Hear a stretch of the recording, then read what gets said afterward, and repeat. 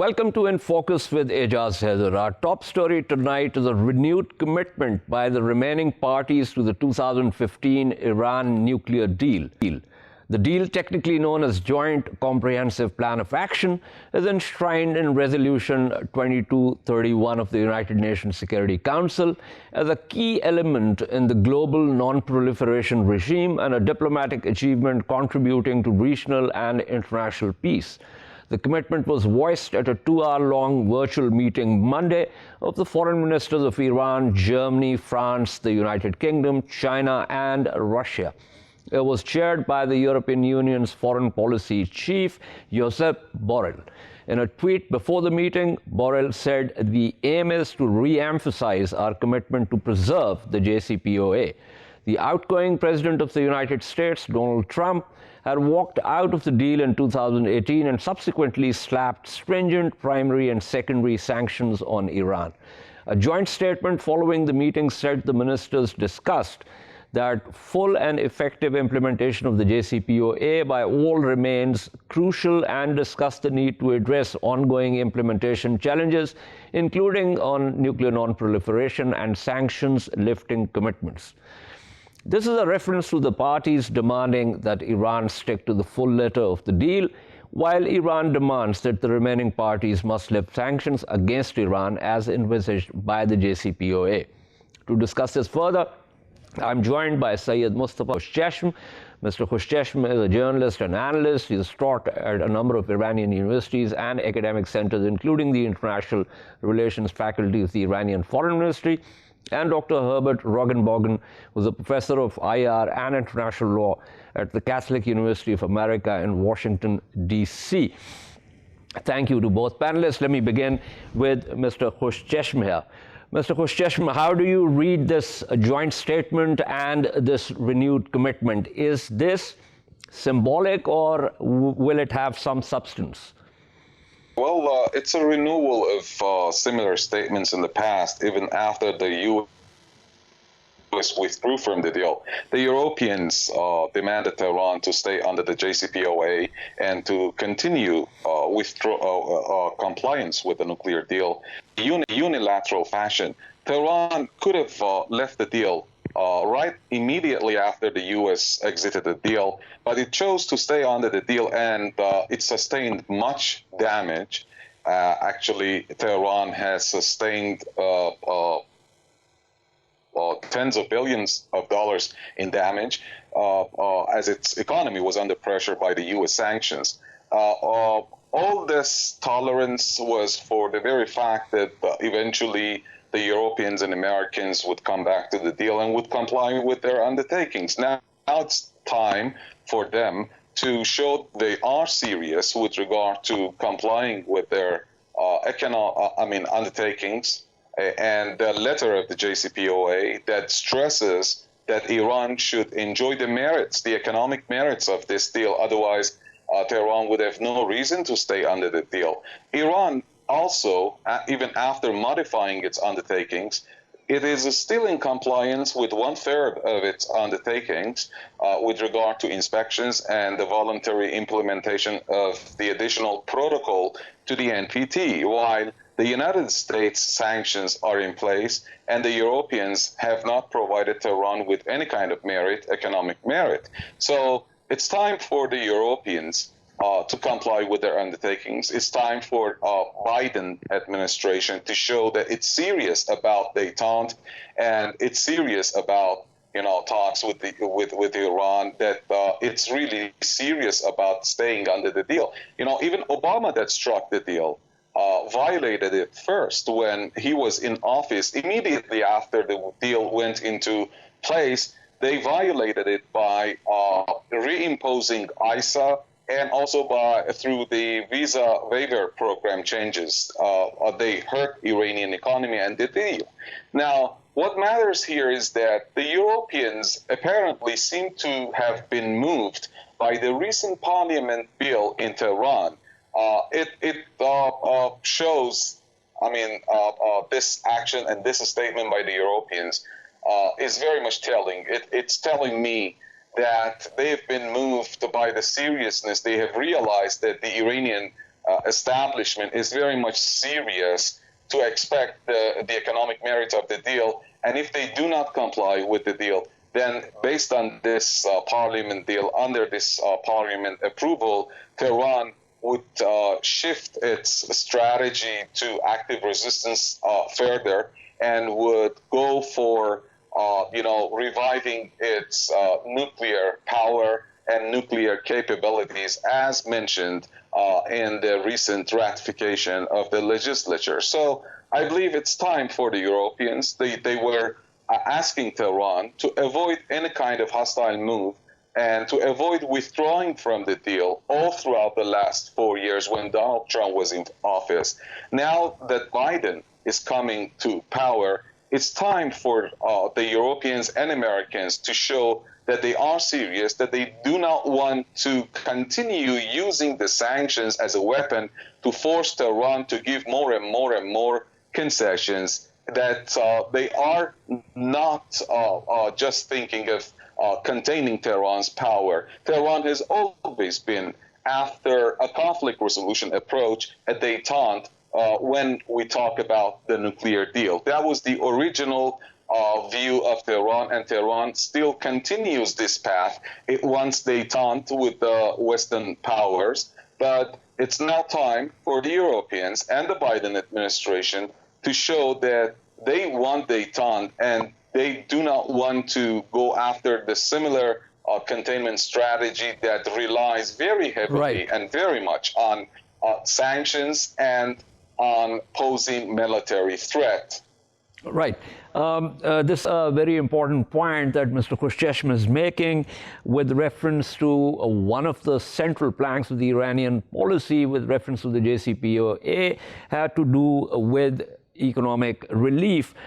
And since late 2019, the remaining parties, especially the E3, which is France, the United Kingdom, and Germany, have been trying to register a special purpose vehicle and create a mechanism called the Instrument in Support of Trade Exchanges, but that hasn't really come to much. So that's an issue there. But let me bring in Professor Reginbogin here.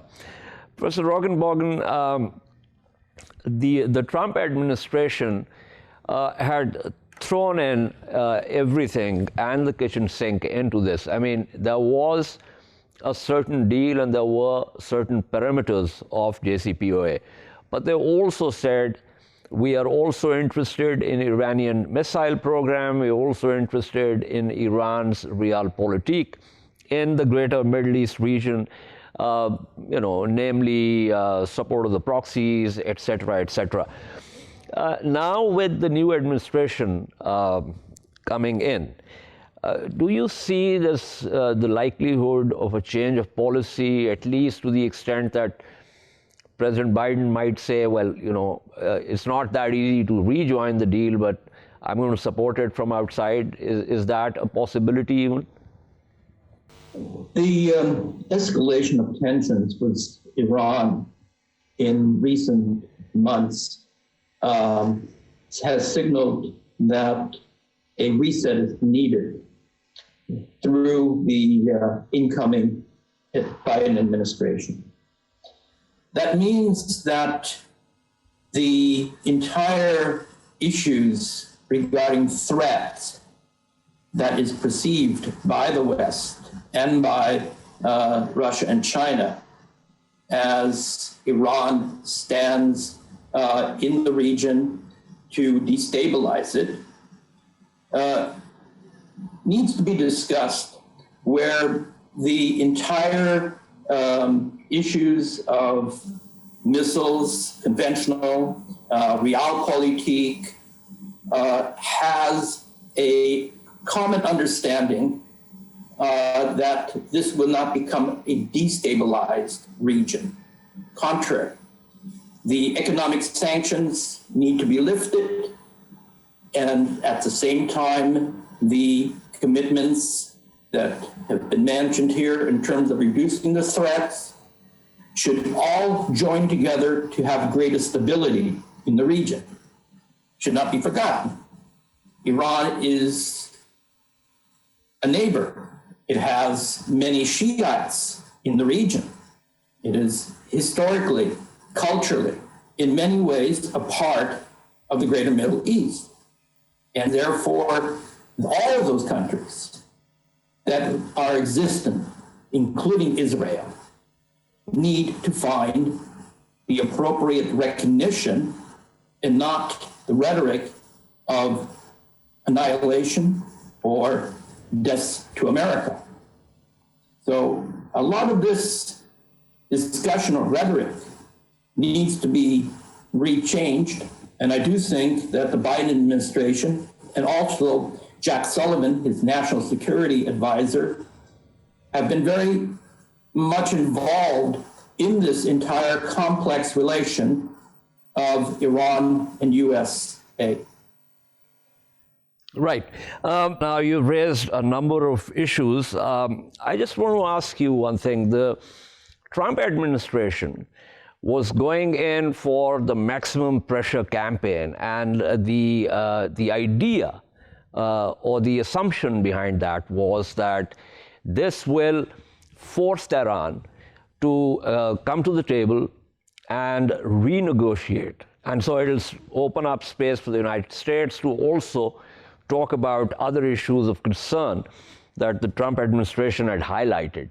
But that did not happen. Instead of stability, since the US walking out of the deal, the region has become even more unstable. So something needs to be said about that also. Volatility that has existed in the region for decades have now, through the rearrangement of the alliances between Arab countries and Israel and North Africa, begun a new process for which greater prosperity, greater trade, intra-trade in the region can occur. And that includes a vital interest for Iran. Because this is the only region in the world that doesn't trade as much among its neighboring countries as in other regions. So the rearrangement of these alliances is a new start in trying to find a respectful and prosperous relationship for the societies, for the people of this region. But I want to understand, Professor Reginbogin, I take your point about trade, but is that not because Iran is under such a stringent regime of sanctions that it simply cannot trade with anyone, and no one can trade with Iran? I mean, we've been trying to get gas from Iran. There are a number of, Pakistan being the next door neighbor of Iran, there are a number of things that we can import or we can export to Iran, and we, unfortunately, we can't do that because of these sanctions. And it also not just hurts the Iranian economy, it also hurts the Pakistani economies, and this is also true for many other countries. And that's the key. That's the key driver in terms of giving an equilibrium of lifting the sanction, and also in return or as a part of such a negotiation, such a program, is that the entire issues of potential threats to Israel or to other neighboring countries are limited, are transparent. If Iran did not pose a threat, then all those 5 countries in the JCPOA would not be having this agreement. It's because Iran poses a threat. So the fundamentals are: don't become a threat, remove the issues that are perceived as a threat, of naturally understanding the security interests of Iran, like every other country.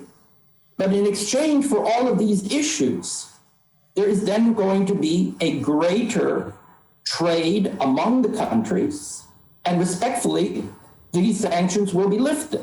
Now, it's a question of how to do it. I get the thrust of your argument. I mean, I can make several points with reference to what you're saying, but I will ask Mr. Khoshcheshm if he wants to respond to the points raised by Professor Reginbogin. Yes, sure. I doubt if it's been a fair description of the situation. Who is really the factor of instability in this region, in the Middle East, in West Asia? Iran or the United States and its allies? Let's take a look at what the U.S. officials, former and present U.S. officials, have been saying about the situation in this region for the past 1 or 2 decades. Ever since the U.S. invaded Afghanistan and Iraq, destabilized Libya, and has contributed lots of efforts to destabilizing the whole region and pushing several countries to collapse, even based on the documents and acknowledgments, confessions made by former Pentagon officials. They planned to destabilize 7 states in 5 years, including Afghanistan, Iraq, Libya, Syria, Sudan, Somalia, and Iran. And they intended to enforce regime change in these countries in order to impose their own hegemonic rule and their own order. Let's take a look at what U.S. officials have said. Back in 2014, the chairman of the Joint Chiefs of Staff under the Obama administration, General Dempsey, told the Senate hearing, which was chaired by Lindsey Graham, who is still a lawmaker, that it was the United States allies that nurtured, trained the terrorists in Syria and Iraq. He repeated that 3 times. Also, since my colleague named Jake Sullivan in a cable to Hillary Clinton that was leaked by the WikiLeaks has told her that this is a documented confession that Al-Qaeda is on our side in Syria. He has been saying that to his chief Secretary of State, Hillary Clinton. But more importantly, General Michael Flynn, who headed the Pentagon Intelligence Department before he became a national security advisor, he told Al Jazeera America to Mehdi Hassan, the host, that the United States and the Pentagon Intelligence Department knew that terrorists, Daesh, ISIL, Al-Qaeda in Syria, they were about to establish a caliphate, a government in eastern Syria and western Iraq, and they sent 2 reports with this alarming, facts to the White House, the Obama White House. I think you have made your point. So I have to move on. I mean, your points are well taken. But quickly, before I proceed further, Professor Reginbogin, very quickly, sir. Clearly, all sides can, raise their concerns, talk about certain facts, and that's exactly what's happening here. So that if there's going to be some kind of breakthrough, perhaps it would require for the U.S. and its allies to also understand the Iranian concerns. It's one of these areas where each one is criticizing or is illustrating the intervention in the region as being destabilizing, and that's called regime change. But let's be clear that the United States, through all of its experience with unending wars of the last 20 years, decided not to send large amounts of troops to Syria. And so the entire conflict from the Arab Spring of 2011 until the Russian intervention and Turkey's role in Syria was fought by proxies. And proxies are considered Hezbollah from the US perception. And it is exactly, when we're talking about proxies, we're talking about terrorist organizations. And so it's again, you can name them one way or the other, legitimate or not. freedom fighters or terrorists. But the point is that is how the war was fought in Syria, and the United States and Iran need to reset this entire discourse about how to work together. I think that's an important, and you've made it twice. Indeed, there is a requirement to reset the relationship and change the discourse. Thank you so much. That was Professor Herbert Reginbogin speaking with us. Let me go back to Mr. Khoshcheshm. Mr. Khoshcheshm, I have this EU brief in front of me. Now, EU obviously has been more nuanced in many ways with reference to Iran. But even the European Union has concerns. And as I said, I have this brief. It says there are these issues of Iran's enrichment activities, growing tensions in the region, and Iran's role in this context, including the provision of military, financial, and political support to non-state actors in countries such as Iraq, Lebanon, Syria, and Yemen, and its ballistic missile program. So my point is that these are not just the US concerns, these concerns are also shared by the European Union. What would you say to that? Well, they are in alliance. That's a coalition, of course.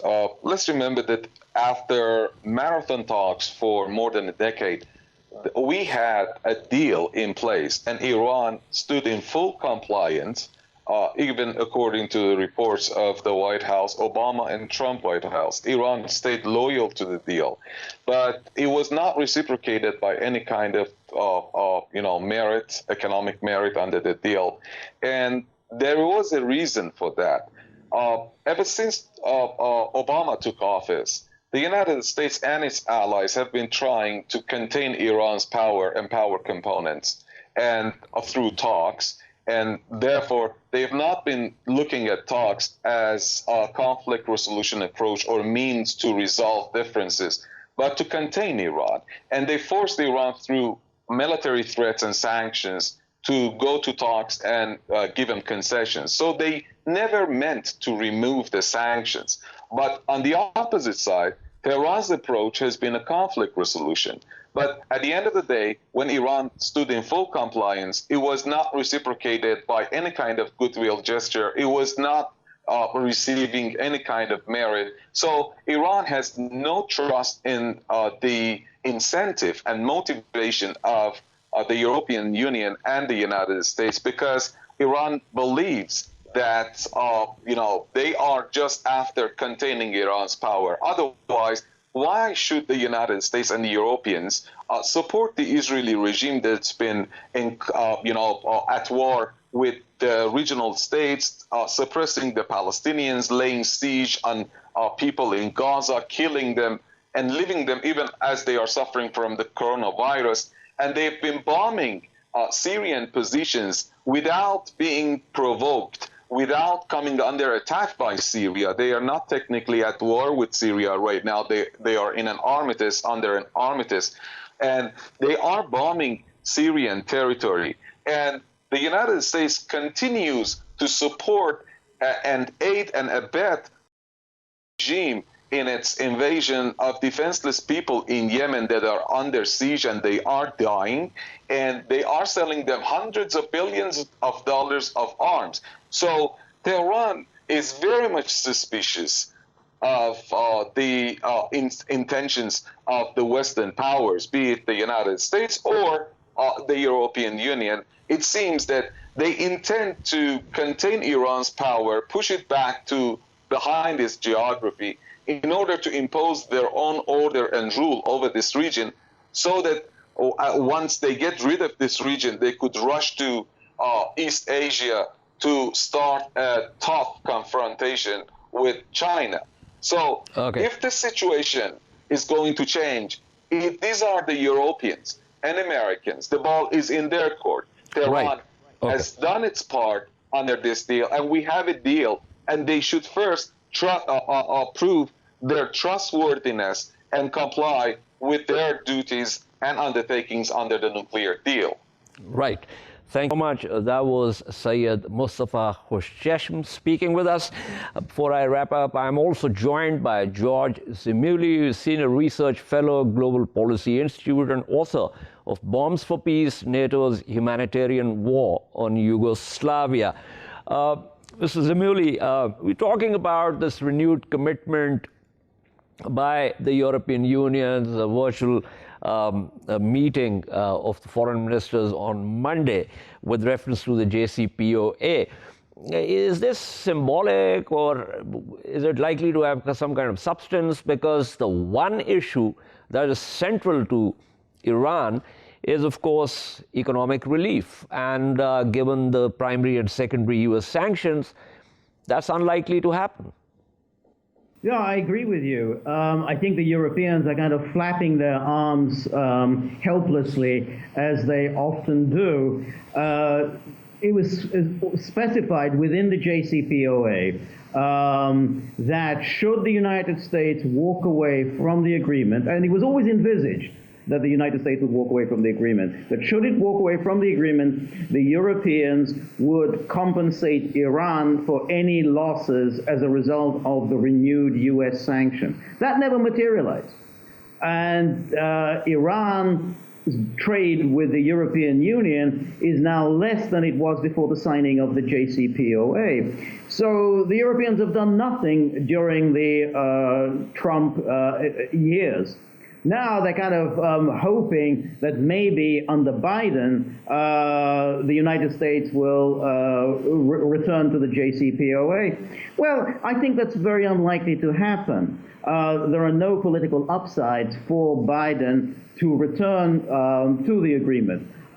First of all, the agreement was never even popular within his own, within the Democratic Party itself. Remember, Obama did not attempt to ratify the JCPOA because he knew that the Senate would not ratify the agreement, because he had enormous amount of opposition even within his own party, including from Chuck Schumer, the leader of the Democratic caucus in the Senate. So, and given that any return to the JCPOA will antagonize the very powerful Israel lobby in the United States, given that it will antagonize the Gulf states, why would Biden take his political risk of returning to it just to do a favor for his old boss, Barack Obama? Biden doesn't think in those terms. So the Europeans are kind of hoping, because Biden has made some noises that, well, he's prepared to return to it as long as Iran comes into compliance. So the Europeans have seized on this as, oh, well, maybe the Americans are going to return to it. Well, you know, Biden has never really made any commitment that he will return to it. I mean, to say that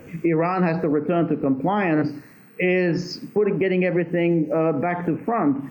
Iran never walked out from the agreement. To the extent that it isn't in compliance, that's as a result of the United States walking away from the agreement and imposing the sanctions. I mean, so that, right. You know, and therefore, coming back to Iran now, imposing additional requirements, such as on its ballistic missiles, such as limiting its influence in the region, well, Iran is going to say no to that. You can't start imposing a new agreement when you fail to implement the last agreement. Why should Iran accept tighter restrictions under a new agreement when it has no expectation that the next man in, or woman in, will adhere to this new agreement? There's no incentive. Right. I agree with what you're saying. But here is a thought, obviously speculative, which is that Biden has also seen, and as lots of analysts have also noted, that the maximum pressure campaign that was supposed to actually put enough pressure on Tehran for Tehran to come to the table and renegotiate has not actually happened. As a matter of fact, the region has become more unstable.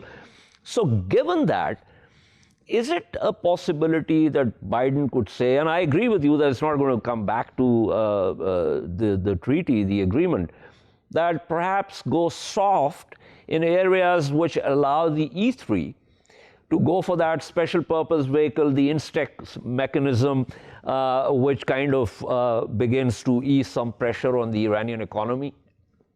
Well, it's possible. I don't think that it's likely. Again, U.S. policy toward Iran is just driven by spitefulness. It's not really driven by any rational assessment of U.S. interest in the Middle East. I mean, it goes back to a kind of rage that Iran fell out of its orbit. I mean, it was a powerful, satellite state of the United States during the Cold War years, and losing Iran in 1979 was a huge blow to U.S. prestige. And the U.S. has still not recovered from that. So everything that it does now is driven by this resentment against Iran and a vague, foolish hope that somehow Iran will return to the good old days of the Shah of the 1960s and 1970s, which obviously are not going to happen. So American calculation isn't along those lines. Well, the maximum pressure campaign has failed, so let's try something else. No, the maximum pressure campaign is part of just an absolute spitefulness. I mean, much as yesterday, the United States imposed additional sanctions on Syria, supposedly because Assad stands in the way of peace. Now, the United States doesn't really think that additional sanctions on Syria is going to bring peace to Syria. It's just about an act of spite against the Syrian people because Syria has defied the United States and is no longer with U.S. plans for the Middle East. Correct. It's not a very happy picture, but I'm afraid I can't but agree with you. Thank you so much. That was George Szmuely speaking with us. We shall take a short break and return to discuss the new coronavirus strain found in the UK. Stay with us.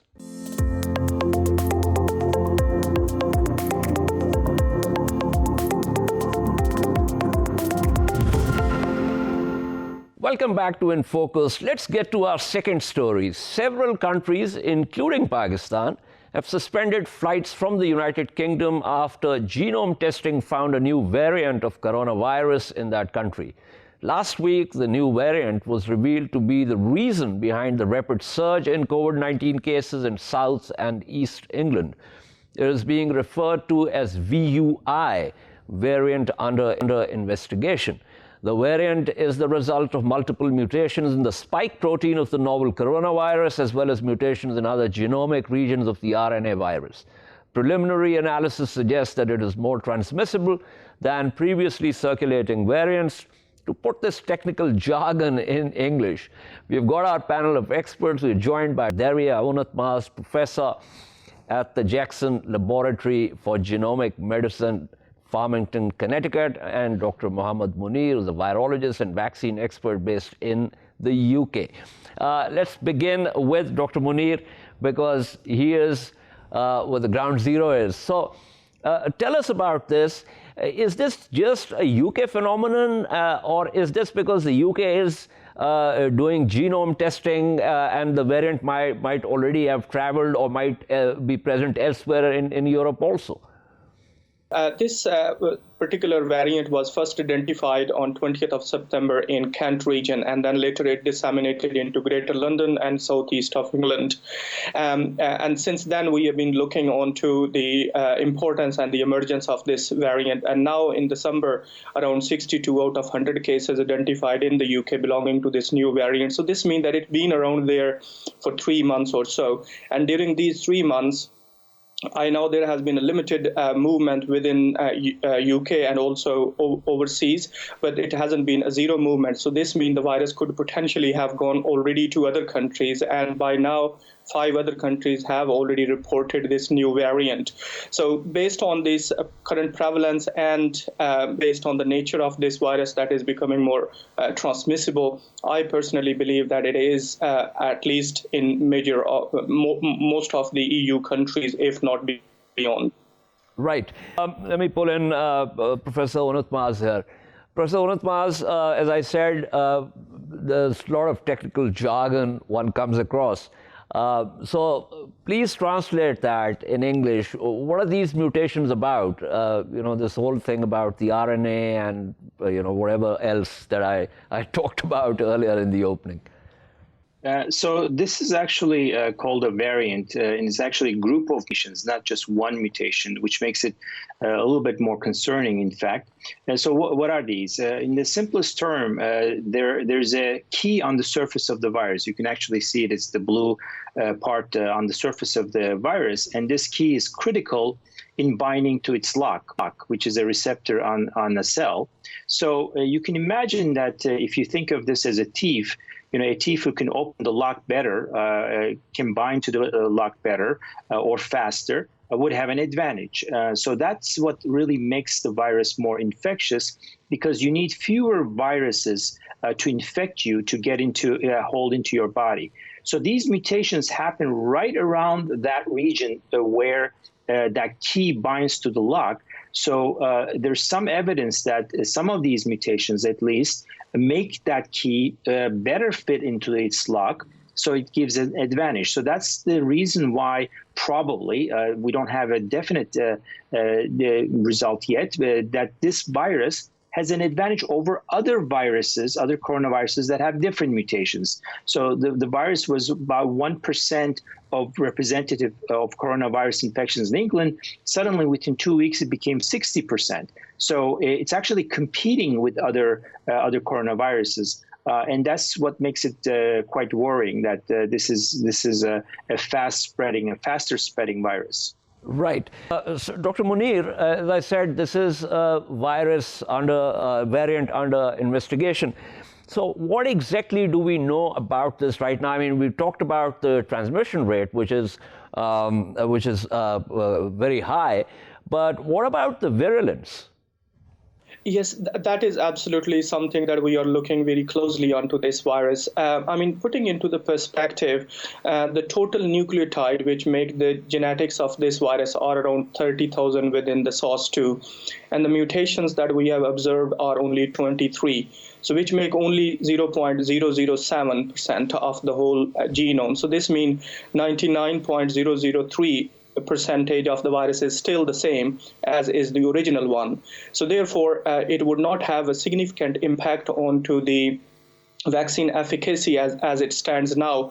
But my only worry is that if this particular variant would circulate into the human population for a longer time, since it has a tendency to accommodate more and more mutation, ultimately it reach into a tipping point where the variant would escape the immunity raised by the vaccine, and that would be the time to revise the vaccine campaign, or people who have already been vaccinated could be jeopardized. And on the other aspect, although it doesn't have significant impact onto the virulence of the disease pattern is the same as that of regular strain. But the concerning thing is that if it is more transmissible, this means more people will be infected, and we know that more infections mean more hospitalization, and more hospitalization mean more fatality. So ultimately, it will take a bigger toll onto the human health in total. Right. Thank you so much. That was Dr. Mohammad Munir speaking with us. Let me go back to Professor Unutmtaz. Professor Unutmtaz, these concerns that Dr. Munir raised, they're pretty worrisome. I mean, we've been talking about this on this program pretty often. There are mutations, but the mutations that you've talked about with reference to this particular variant, are they unprecedented? Is this the rate of mutations faster than normally occurs? I don't think the rate is faster. Actually, this virus has mutated a lot. There's at least 4,000 mutations that were identified, but the vast number of those had no function at all.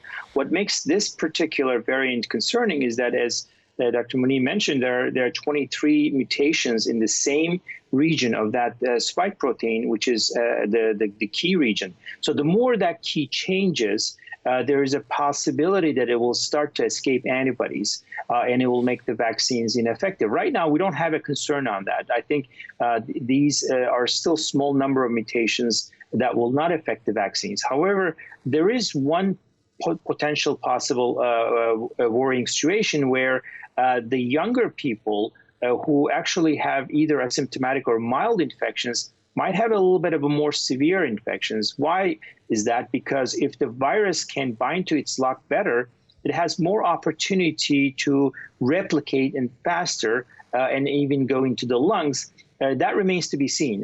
There's no evidence so far as I know. But then the other very important point that, again, Dr. Munir mentioned, we are giving opportunity to this virus to mutate. So the more it infects, the more mutations it's going to accumulate. These are random events. But of course, if you have hundreds of millions of people infected, it will accumulate on top of the other ones. And that becomes very worrying because it could make the virus escape the immune system. It could make it, it can cause more severe infections and so on and so forth. So it becomes extremely important to control the infections right now, especially when the vaccinations has just started. Right. Now, that's a very interesting, and you're right, Dr. Munir also mentioned this. But what I understand from what you're saying is that these mutations also occur as the virus enters the host body. And therefore, it's important for us to ensure in whatever way we possibly can to not get too many people infected with this variant. Otherwise, it'll become a major problem and it'll start mutating further. Have I got you right on that? Absolutely. In fact, one of the key mutations happens is actually a deletion of some codes on the surface of the virus happened in a single patient. This was an immune-compromised patient who received actually plasma therapy, the antibody transfer, and the virus tried to escape that and mutated in that one individual, apparently, and then it spread to other people and then accumulated more mutations. So that's how we got to our 23 mutations in the same virus. And the more it spreads, the more mutations going to accumulate. And some of those, very, very few of them, rare ones, are going to get selected because it gives a selective advantage to the virus, either to escape the antibodies, makes it a little bit better to infect, and so on and so forth, or go to the other organs. This is a very typical evolution of viruses. And this virus in particular is already very well adapted to humans, and you can see how infectious it is. Making it more infectious makes it even more dangerous. Right. So let's take the worst case scenario. Because this is still a variant under investigation, although, experts are saying that, and Pfizer and other, companies that are putting out the vaccines are saying that vaccination will be effective against this variant also, but who knows? If it does manage to escape that, what exactly are we looking at then? Are we looking at a much more virulent wave? Are we looking at efforts to create another vaccine? What exactly does it mean? Yeah, if it comes to that, as I mentioned, we don't think that this is a threat for the vaccines at this point, but it doesn't mean it's not going to happen. It can continue to accumulate more and more mutations.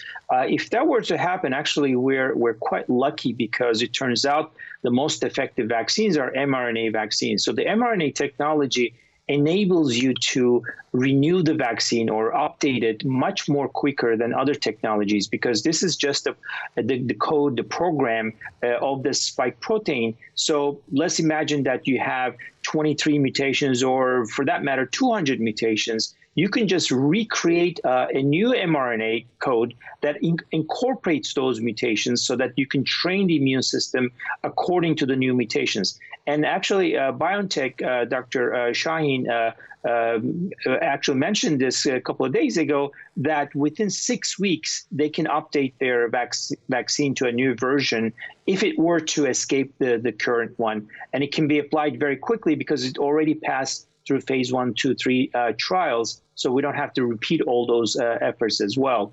So we are lucky in that regard, but we really don't want to be in that situation because, again, you're going to have to revaccinate a lot of people, and it will turn into a nightmare. But at least we have some way to defend ourselves if that were to happen. Right, the pretty bleak picture, frankly. But thank you. That was Professor Derya Unutmtaz speaking with us. I'm also joined by Dr. Samia Altaf, physician and public health specialist, currently associated with the Lahore University of Management Sciences. Dr. Altaf, we're talking about this new variant that the genome testing in the UK has discovered. And of course, it's still under investigation. But it seems that the transmission rates are very high. It's more infectious. We still don't know if it's also more virulent. But Pakistan has also banned flights from the UK. Is it a possibility, because it was, it must have been there for at least 3 months or so before it got discovered. So is there a possibility that this variant could also have come to Pakistan? And if so, are we prepared to deal with that? I find this discussion a little bit too overinflated and a little bit panicky about the virulence and increased infectivity of this new variant. Viral genomes are always mutating, and they change their RNA and DNA very frequently, and that change manifests itself in the virus protein, which is why, even for other coronaviruses like the flu, we need vaccines, new vaccines every time. But what does it actually mean? It doesn't necessarily mean that it has made the virus it has increased its infectivity or increased its virulence. There is no evidence for that. We are using the epidemiological evidence because the RO and the infectivity of the virus remains high. It was about 1%, and it gets manipulated if you follow SOPs and if you protect yourself. That changes. But it's a highly infective virus, and there are a lot of researchers and epidemiologists and virologists who are saying that the virus is still behaving in the same fashion. There is no actual evidence. It has not been tested to see that the virus has actually changed its strain. It has mutated, but unless the virus strain changes, then it is a new strain which has a new character, and there is no evidence for that. So I think we need to take a deep breath and not get really very panicked and wait for science. It is actually the science needs to inform this, and that experiments have not been done. So I would say right. that My earlier experts were concerned about the fact that there have been 23 mutations, and they said that they have happened at a particular spot, which makes the virus more, shall I say, robust against vaccination, and it could also become more virulent. All of this is, as I said, under investigation, but there are concerns. And there are also concerns, given the transmission rate, that it could turn into a third wave. And since there are a number of unknowns at this point, perhaps there is some cause for concern. Wouldn't you agree? There is cause for concern based on the fact that the virus is still, going around in various communities, as is the nature of such viruses. And wherever they find susceptible populations, they will infect those populations. So there will be a third wave, of course, and we should anticipate that unless we are able to build herd immunities in our populations, which now is a possibility with the vaccines given. But the fact remains that these mutations are, people should look into them and, do the genome sequencing and whatever. But there is no concrete evidence. I think it is very important for us. I haven't listened to the previous speaker, so, they might have presented evidence that I have missed. But from my latest discussions with people who are watching the virus, one of those is the NORTAG group, and the other one is the group that also looks at respiratory virus mutation. That, we need to wait till we get the objective evidence. As far as this mutated virus spreading into the world is concerned, I think yes. I think we should also expect that it has already spread. And because these mutations have been going on, as I'm sure your previous speaker said, and I'm sure they're already in Pakistan, and I'm sure they're already in other countries. Right. So much. That was Dr. Samia Altaf speaking with us. This is all from In Focus this week. We shall see you next Monday at the same time. Keep following our latest updates on social media at indus.news. Good night and goodbye.